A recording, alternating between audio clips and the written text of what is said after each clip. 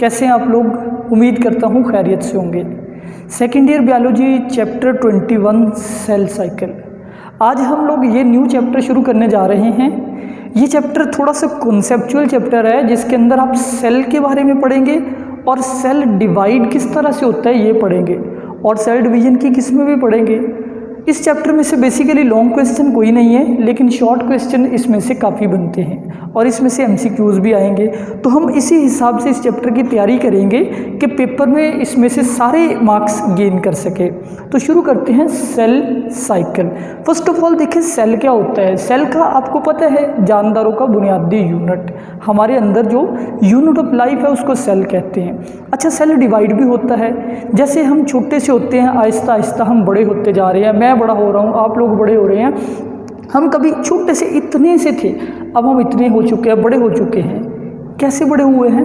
Actually हमारे sales ने divide किया है और नए सेल पैदा किए हैं। सेल डिवीजन का प्रोसेस हर वक्त जारी है।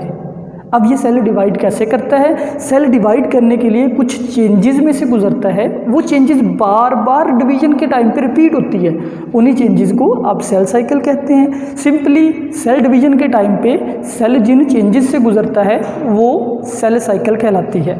तो सेल साइकिल की पहले मैं सबसे आसान डेफिनेशन लिखता हूँ। सबसे आसान डेफिनेशन बच्चों ये होगी कि cell undergoes sequence of changes, यानी सेल कुछ सीक्वेंस ऑफ चेंजेस, कुछ तब्दीलियों से गुजरता है ड्यूरिंग सेल डिवीजन के टाइम पे, और उन चेंजेस को आप बोलते हो सेल साइकिल। ये बड़ी सिंपल सी डेफिनेशन है कि सेल डिवीजन के टाइम पे सेल जिन चेंजेस से गुजरता है वो सेल डिवीजन है। अब सेल डिवाइड क्यों होते हैं? मैंने बता दिया, ग्रोथ करने के लिए डिवाइड होते हैं, कभी कभी रिप्लेसमेंट के लिए डिवाइड होते हैं। हमारी स्किन यहाँ से फट गई, नए सेल बनने हैं, जाहिर बात है सेल की डिवीजन होगी। जानदार ने रिप्रोड्यूस करना है, सेलों की डिवीजन होगी। तो सेल डिवीजन एक लाजमी प्रोसेस है। अच्छा, जो बुक पे डेफिनेशन लिखी हुई है, क्योंकि बच्चे मोस्टली बुक पे कंसंट्रेट करते हैं, तो वो भी बता देता हूँ। वो ये लिखी हुई है, cell undergoes sequence of changes. Cell कुछ चेंजेस में से गुजरता है इन्वॉल्विंग। अब वो चेंजेस कौन सी है? देखिए स्टूडेंट्स, फर्ज करें कि आपके पास एक सेल है, ये वाला एक सेल, ठीक है। इस सेल के अंदर जाहिर बात है कोई क्रोमोसोम भी होंगे। मिसाल के तौर पे मान लीजिए इसके अंदर सिर्फ एक क्रोमोसोम है। अब इसने जब रेप्लिकेट करना है तो इसने 2 सेल पैदा करने हैं, उन दोनों के अंदर भी जाना चाहिए क्रोमोसोम, ठीक है। फर्स्ट ऑफ ऑल इस सेल ने अगर ये सेल जैसा है ऐसे ही इसने नया सेल बनाना हो। अब इसके अंदर बेचारे में एक ही क्रोमोसोम है, इसने 2 सेल बना दिए, मान लिया जी 2 सेल बन गए। अब ये क्रोमोसोम किसी एक को देगा, दूसरे को तो दे ही नहीं पाएगा। तो इसलिए सेल को क्रोमोसोम डबल नहीं करने पड़ेंगे। रेप्लिकेशन से पहले सेल को क्रोमोसोम डबल करने पड़ेंगे, ताकि दोनों सेल्स को एक एक क्रोमोसोम मिल जाए। अच्छा, एक बात और देखिए, ये सेल बड़ा था, ये पेरेंट सेल है, इसने जो डॉटर सेल पैदा किए वो बेचारे निक्के निक्के रह गए। तो इसका मतलब है अगर सेल साइज में ग्रो ना करे, ग्रो किए बगैर ही डिवाइड हो जाए, तो अगले सेल छोटे से छोटे होते जाएंगे और हमें डिवीजन का इतू सा भी फ़ायदा नहीं होगा, ज़रा सा भी फ़ायदा नहीं होगा अगर सेल छोटे होते जाए। हम ग्रो कैसे करेंगे? कैसे हमारी ग्रोथ होगी? हम बड़े कैसे होंगे? तो इसलिए सेल हमेशा पहले अपने साइज़ को इंक्रीज़ करता है। यानी इस सेल ने अगर डिवाइड करना है, सब तो पहले इन्हें साइज़ इंक्रीज़ करना, ठीक है। अब सेल ने अपना साइज़ इंक्रीज़ कर लिया, ठीक है। अब ये सेल क्या करेगा? अब ये सेल अपने क्रोमोसोम को रेप्लिकेट करेगा। तो नेक्स्ट मैं यहाँ पे ड्रॉ करता हूँ कि अब बेटा ये सेल अपने क्रोमोसोम को डबल करेगा, 2 क्रोमोसोम बनाएगा, ठीक है। अब ये 2 क्रोमोसोम इसने बना लिए। अब ये सेल सिंपली डिवाइड होगा, तो फाइनली मैं यहाँ पे बना देता हूँ 1 और 2 सेल बन गए और क्रोमोसोम दोनों में आ गए। इन सारी चेंजेस को ही बोलते हैं cell cycle.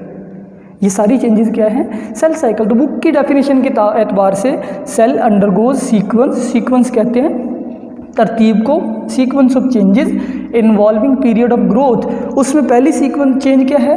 Period of growth. जैसे मैंने बताया सेल ग्रो करता है, ये देखिए ग्रो किया सेल ने, ठीक है। रेप्लिकेशन ऑफ डीएनए, उसके बाद डीएनए रेप्लिकेशन, ये डीएनए ने रेप्लिकेट किया, ठीक है। उसके बाद G and followed by cell division, और ये सेल डिवाइड हो गया। सिंपल है ना। तो ये बुक पे डेफिनेशन लिखी हुई है, this sequence of changes is called cell cycle. इन्हीं सीक्वेंस ऑफ चेंजेस को हम बोलते हैं सेल साइकिल। यानी सिंपली वही वाली डेफिनेशन कि cell undergoes sequence of changes during cell division, और 3 चेंजेस है, तरतीब से आनी है। पहली चेंज ग्रोथ, दूसरी चेंज डीएनए रेप्लिकेशन, तीसरी डिवीजन। अगेन बता रहा हूँ 3 चेंजेस है, जहन में रखें, ग्रोथ, डीएनए रेप्लिकेशन, डिवीजन। ठीक हो गया जी। अब आते हैं जी सेल साइकिल के 2 फेजेज है। सेल साइकिल 2 हिस्सों में डिवाइडेड है, interphase, mitotic phase. Interphase, mitotic phase बहुत इजी है। इंटरफेज में सेल डिवाइड नहीं करता बल्कि अपने अंदर चीज़ें डबल करता है। डिवाइड नहीं करता, अपने आप को डिवीजन के लिए तैयार करता है। इंटरफेज में सेल प्रिपेयर इटसेल्फ, तैयार करता है अपने आप को फॉर डिवीजन के लिए।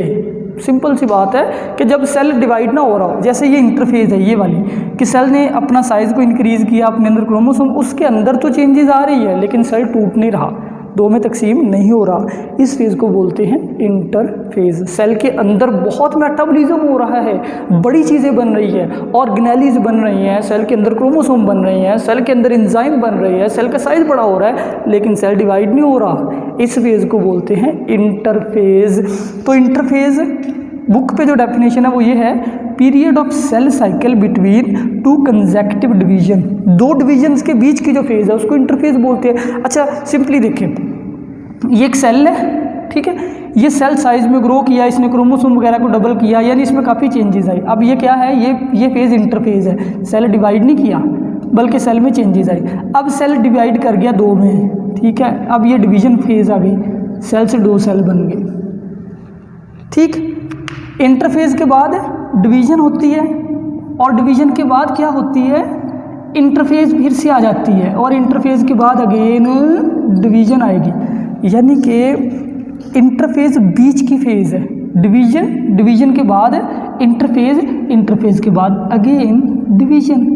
तो 2 डिवीजन्स के बीच की जो फेज़ है उसको कहते हैं इंटरफेज। सिंपली एक सेल है, वो सेल इंटरफेज में आया, उसने अपनी चीज़ें डबल की, अपने अंदर एंजाइम बनाए, फिर वो डिवाइड हो गया। इंटरफेज के बाद डिवीजन से नए सेल बने। अब वो नए सेल फिर से यही करेंगे, फिर से अपने अंदर चीज़ें, यानी डिवीजन के बाद अगेन इंटरफेज के बाद फिर डिवीजन फेज। तो 2 डिवीजन्स के बीच की जो फेज़ है इंटरफेज है। Interphase 2 consecutive division, consecutive mean मुसलसल, जो एक के बाद एक डिवीजन है, दूसरी डिवीजन है, उसके बीच की फेज़ इंटरफेज है। इसमें सेल डिवाइड नहीं करता बल्कि अपने आप को डिवीजन के लिए प्रिपेयर करता है। और इंटरफेज 3 में डिवाइडेड है। इंटरफेज में 3 स्टेप होते हैं, 3 हिस्सों में डिवाइडेड है interphase, G1 phase, S phase, G2 phase. अच्छा, इंटरफेज में सेल ने सारी तैयारी कर ली। जैसे हमने कहीं जाना है, किसी दूर टूर पे जाना है, हम तैयारी करते हैं, अपने बैग इकट्ठा किया, अपने कपड़े प्रेस किए, अपने जूते ढूंढे, सारी चीज़ें तैयार करके रख ली, मेकअप किया। ये सारा है तैयारी का मरहला इंटरफेज के बाद होती है डिवीजन फेज। और डिवीजन में क्या होता है, सेल डिवाइड। सिंपली इसको डिवीजन फेज या माइटोटिक फेज कहते हैं, माइटोटिक फेज या एम फेज। अब सेल डिवाइड या तो माइटोसिस से करते हैं या मियोसिस, वो हम आगे बढ़ेंगे। फिलहाल 2 हिस्सों में डिवाइड हो गया cell cycle, interphase, mitotic phase. Non dividing phase है, नॉन डिवाइडिंग, सेल डिवीजन नहीं हो रहा, डिवाइडिंग फेज। यहाँ से हम डायग्राम शुरू करते हैं जी। ये हमारे पास एक सेल है, ये सेल साइकिल में से गुजरेगा और फाइनली ये 2 सेल बनाएगा। तो कैसे बनाएगा ज़रा देखते हैं। ये है जी एक सेल, इसके अंदर ये आपको इसका न्यूक्लियस के अंदर ये क्रोमोसोम भी नज़र आ रहा है। इस वक्त सिर्फ एक क्रोमोसोम है, ठीक है। अब पहले सेल G1 फेज़ में आएगा। सबसे पहले ये G1 फेज़ है, फिर ये S फेज़ है, फिर ये G2 है और ये M फेज़ यानी डिवीजन की फेज़ है। G1 फेज़ में क्या होगा, G1 फेज़ जो है इसमें सेल ग्रो करेगा, सेल साइज में बड़ा हो जाएगा जैसे मैंने बताया था। इसके अलावा DNA बेस एक्यूमुलेट, DNA के जो बेसिस है, आपने मेरा चैप्टर 20 के लेक्चर सुने हैं कि DNA के अंदर जो न्यूक्लियोटाइड पाए जाते हैं, एडेनिन, गुआनिन, थाइमिन, सारे वो सेल बना लेता है पहले। क्योंकि उनको जोड़ के सेल ने डीएनए बनाना होता है ना, तो सेल अपने डीएनए के यूनिट्स पहले इकट्ठे करके रख लेता है। किस फेज़ में? G1 में, क्योंकि अगली फेज़ में डीएनए बनाया जाना है, ठीक है। तो सेल ने डीएनए के बेसिस भी इकट्ठे कर लिए, यानी डीएनए के हिस्से छोटे छोटे पीसेस तो इकट्ठे कर लिए। एंजाइम भी बना लिए। कौन से एंजाइम? जिनकी उसको डीएनए रेप्लिकेट करते वक्त ज़रूरत पड़नी है। ये हो गया जी G1 फेज़। अब G1 फेज़ में सेल यहाँ से यहाँ आ गया। सेल ने क्रोमोसोम के साथ कुछ नहीं किया, क्रोमोसोम उतने के उतने ही है, सेम है, लेकिन सेल के अंदर उसके ऑर्गेनेलीज वगैरह बने हैं, उसने सेल ने अपने अंदर एंजाइम बनाए हैं, सेल ने अपने अंदर डीएनए के बेसिस इकट्ठे किए हैं, सेल साइज में ग्रो करके आया है। ये है जी G1 फेज़। अब देखते हैं जी S फेज़। G1 का लफ्जी मतलब होता है गैप 1 फेज़। अब S phase synthesis phase, S mean synthesis. इस फेज़ में सेल डीएनए रेप्लिकेट करता है। सेल के अंदर जो एक क्रोमोसोम है, एक के बजाय अगर आप समझ लीजिए सेल में 46 हो, हमारे सेल में कितने क्रोमोसोम होते हैं? 46। तो सेल उनको रेप्लिकेट कर लेता है। एक क्रोमोसोम के ना इस वक्त ये दोनों हैं क्रोमैटिड, ये दोनों क्या हैं? क्रोमैटिड।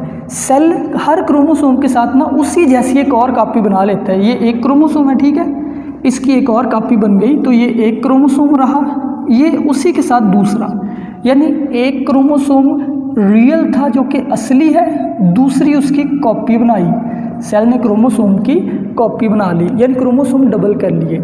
यूं हर क्रोमोसोम 2 सिस्टर क्रोमैटिड पर मुश्तमिल होता है। एक क्रोमोसोम ये है, एस फेज़ में सेल ने इसकी कॉपी बनानी है, ये इसकी कॉपी बनाई, कॉपी को साथ ही जोड़ दिया। जब ये दोनों साथ जुड़े हुए हों उस वक्त इनको 2 क्रोमोसोम नहीं कहना, बल्कि इनको कहना है सिस्टर क्रोमैटिड। याद रखिए, रिपीट कर रहा हूँ, अगर कोई क्रोमोसोम अपनी कॉपी बनाए, सेम उसी जैसी कॉपी हो और सेम पॉइंट से जुड़ी हुई हो, उस पॉइंट को सेंट्रोमियर बोलते हैं। तो उसको 2 क्रोमोसोम नहीं बोलते, सिस्टर क्रोमैटिड बोलते हैं। हाँ, अगर मैं इनको अलग कर दूं फिर ये क्रोमोसोम ही है। अगर सेम सेंट्रोमियर से जुड़े हैं, दे आर सिस्टर क्रोमैटिड। तो सेल ने सिस्टर क्रोमैटिड यानी कॉपीज़ बना ली, क्रोमोसोम डबल कर लिया। अगर 40 थे अब 92 कर लिए। हाँ, जुड़े वो साथ ही अभी भी। अब जी G2 फेज़।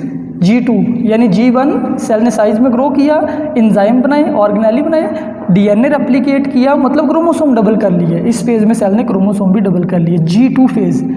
अच्छा, G2 को आप प्री माइटोटिक भी कहते हैं।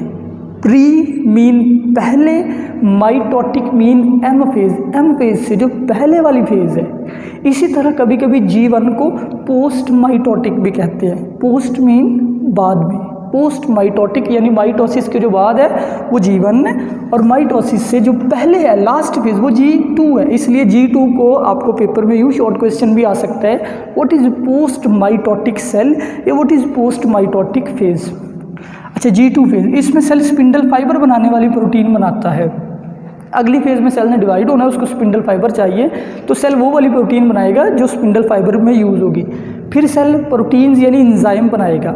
जब हम वर्ड प्रोटीन यूज़ कर रहे हैं, इट मीन्स एंजाइम, जिसकी सेल को डिवीजन के टाइम पे ज़रूरत पड़नी है। फिर है जी एनर्जी स्टोरेज। सेल अपने अंदर एनर्जी भरता है, एटीपी इकट्ठे करता है। एनर्जी स्टोरेज से मुराद है एटीपी फॉर क्रोमोसोम मूवमेंट, क्योंकि डिवीजन के टाइम पे क्रोमोसोम ने अलग अलग होना है, क्रोमोसोम को खींचा जाना है, तो क्रोमोसोम मूवमेंट के लिए सेल एनर्जी भी स्टोर करता है। ये है जी G2 फेज़। अब G2 फेज़ के बाद लास्ट फेज़ है, ये आप देख रहे हैं कि सेल डिवाइड हो गया।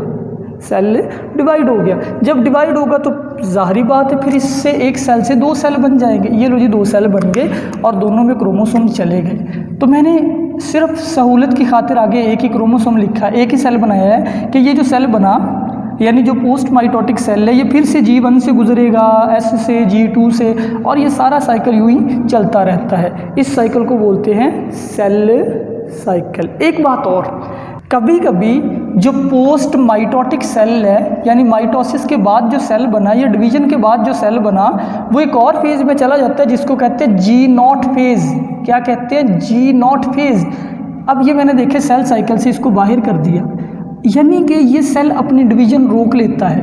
अगर कोई सेल G0 में चला जाए, ये एक ऐसी फेज़ का नाम है जिसमें सेल अपनी डिवीजन रोक लेता है। ये सेल साइकिल का हिस्सा नहीं है, बल्कि सेल सेल साइकिल को छोड़ के बाहर चला जाता है और डिवाइड करता ही नहीं है। सेल साइकिल फिर करता ही नहीं है, डिवाइड ही नहीं करता। तो जी नॉट फेज में cell stop dividing, cell division रोक देता है। और जब डिवीजन रोक देता है फिर वो वैसे ही पड़ा रहता है, ना मरता है ना जीता है, बस पड़ा हुआ है। जी नॉट में कौन से सेल जाते हैं? हमारे नर्व के सेल। आपको पता है जब हम बालिग हो जाते हैं, मैच्योर हो जाते हैं, हमारे नर्व सेल डिवाइड नहीं होते, बालिग होने के बाद उतने ही रहते हैं। अगर मेरे अंदर ना 1 लाख नर्व हैं तो 1 लाख मतलब अगर मेरे अंदर ना 60 नर्व्स हैं वो 60 ही रहेंगे, बाद में ग्रो नहीं करेंगे मेरे बालिग होने के बाद। अब मेरे अंदर नर्व ग्रो नहीं कर रहे, आपके अंदर ग्रो नहीं कर रहे, तो ये सेल हमारे नर्व के जी नॉड में है। हमारे आई लेंस, आँखों का जो लेंस है डिवाइड नहीं करता, जी नॉट में सेल है। हमारे लिवर और किडनी के cell semi permanently G nought में है, यानी कुछ सेल इनडेफिनेट पीरियड के लिए चले जाते हैं जी नॉट में, लाइफ टाइम के लिए भी चले जाते हैं, कभी भी डिवाइड नहीं होता। जैसे नर्व के सेल लाइफ टाइम ज़िंदगी भर के लिए जी नॉट में होते हैं, डिवाइड होते ही नहीं, ठीक है। और ये जो लिवर के और किडनी के हैं ये सेमी परमानेंटली जी नॉट में होते हैं, यानी लिवर वैसे तो डिवाइड नहीं करता, लेकिन अगर लिवर पे कट लग जाए, कहीं से लिवर टूट जाए, फिर लिवर डिवाइड करता है और अपने उस हिस्से को दोबारा से रीजनरेट कर लेता है। तो लिवर भी जी नॉट में होता है लेकिन सेमी परमानेंटली। और लास्ट पे आपको एक बात बताता जाऊं कि सेल साइकिल, ये जो पूरा सेल साइकिल है ना, इसमें चेक एंड बैलेंस सिस्टम होता है, यानी हर एक फेज़ में कुछ ऐसे एंजाइम होते हैं जो सेल की फेट का, किस्मत का फैसला करते हैं कि उस सेल ने अगली फेज़ में जाना है या उसने अपनी ग्रोथ को रोकना है। सेल के अंदर ऐसे सिस्टम्स मौजूद होते हैं जो उसकी G1 को, S फेज़ को, G2 को, M फेज़ को कंट्रोल करते हैं ताकि वो सेल तबाही ना फैलाए, ताकि वो कैंसर वाला सेल ना बन जाए। तो मतलब कुछ ऐसे जीन्स, कुछ ऐसे एंजाइम होते हैं जो उसकी डिवीजन को कंट्रोल करते हैं कि उसने किस टाइम पे डिवाइड करना है, कितनी बार डिवाइड करना है, कब डिवाइड करना है, सारी चीज़ें, यानी चेक एंड बैलेंस सिस्टम है। अगर किसी सेल में ये चेक एंड बैलेंस सिस्टम ख़त्म हो जाए ना, फिर वो सेल अन्येवाह ग्रो करता है और ट्यूमर यानी रसोलिया बना देता है। तो इसलिए हर फेज़ पे कुछ स्पेसिफिक चेक पॉइंट्स होते हैं। चेक पॉइंट से मुराद है कुछ ऐसे जीन्स हैं जो सेल की डिवीजन को कंट्रोल करते हैं।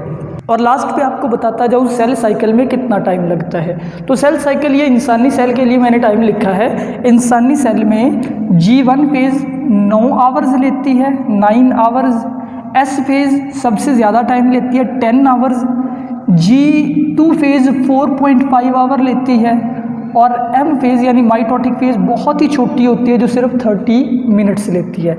अब सबको कैलकुलेट आप करें तो 9 आवर G1 के लिए, 10 आवर S फेज़ के लिए, G2 के लिए 4.5 और M फेज़ के लिए 0.5। सबको कैलकुलेट कर दे 24 आवर्स, यानी इंसानों के अंदर सेल साइकिल सिर्फ 24 घंटे में कंप्लीट हो जाता है, जबकि यीस्ट के अंदर जो कि फंजाई है उसमें सेल साइकिल 90 मिनट्स में कंप्लीट होता है। यानी मुख्तलिफ जानदारों में सेल साइकिल मुख्तलिफ टाइम का होता है, कुछ में जल्दी पूरा हो जाता है, जैसे यीस्ट में बड़ी जल्दी डिवाइड हो जाती है। इंसानी सेल कॉम्प्लेक्स है तो एवरेज टाइम 24 आवर है डिवीजन का। तो ये था आज का लेक्चर। अगर कोई क्वेश्चन है वो मुझसे कर लीजिए। इससे नेक्स्ट लेक्चर में हम इंशाल्लाह माइटोसिस पढ़ेंगे। तब तक के लिए अल्लाह हाफिज़।